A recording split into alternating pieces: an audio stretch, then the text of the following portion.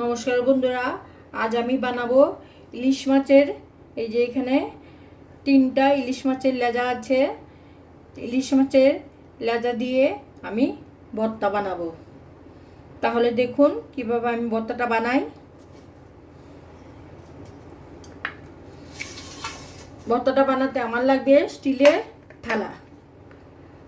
এই যে আমি এখানে একটা মাছ নিলাম আর এখানে একটা জলের গ্লাস নিলাম। এই গ্লাসের পিছনটা আমার কাজে লাগবে। এবার গ্লাসটা দিয়ে এইভাবে আমি লেজাগুলি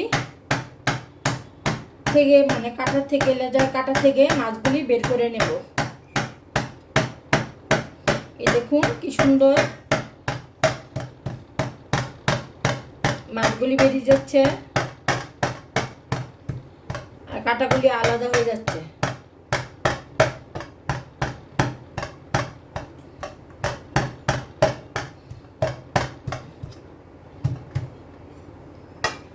আমি আরেকটা নেব।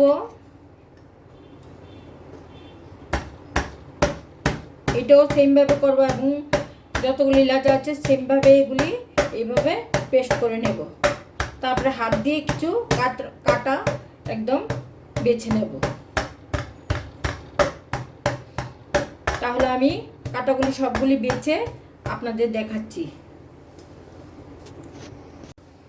এই যে বন্ধুরা, ইলিশ মাছের লেজা থেকে আমি কাটাগুলি একদম বের করে নিয়েছি, একটা কাটাও নেই। এবার আমি ভর্তাটা বানাবো। বন্ধুরা, একটা কথা আমি বলতে ভুলে গিয়েছি, মাছগুলি কিন্তু আমি একদম লেজাগুলি কড়া করে প্রথমে ভেজে নিয়েছি। আপনারা হয়তো দেখেছেন ভাজাই আছে।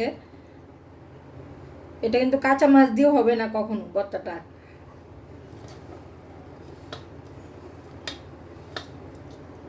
তাহলে চলুন এখন ভর্তাটা বানাই।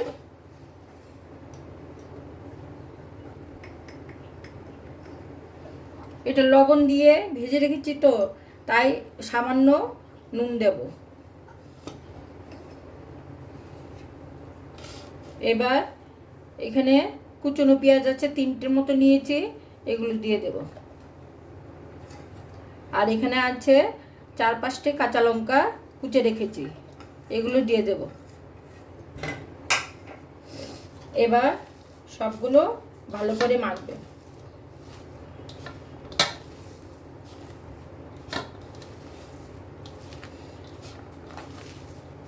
বন্ধুরা, এই ইলিশ মাছের লেজার ভর্তাটা খেতে দুর্দান্ত হয়, খুবই স্বাদ হয়।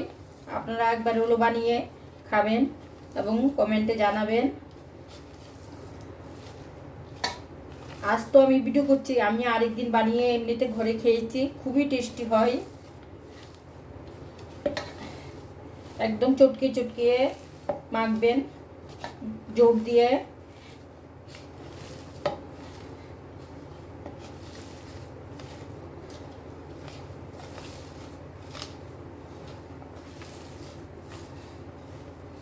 মাখাটা আমার হয়ে গেছে। এবার দেব অল্প একটু সরিষার তেল। যে কোনো ভর্তাতে একটু সরিষার তেল দিলে ভালো হয়, বিশেষ করে মাখাতে।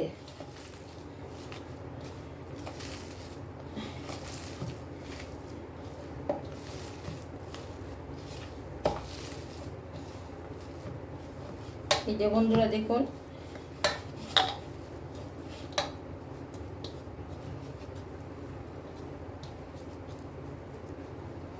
ইলিশ মাছের লেজের ভর্তাটা আমার একদম হয়ে গেছে। বন্ধুরা, ভিডিওটা ভালো লাগলে লাইক করবেন, শেয়ার করবেন এবং কমেন্টে জানাবেন। নমস্কার।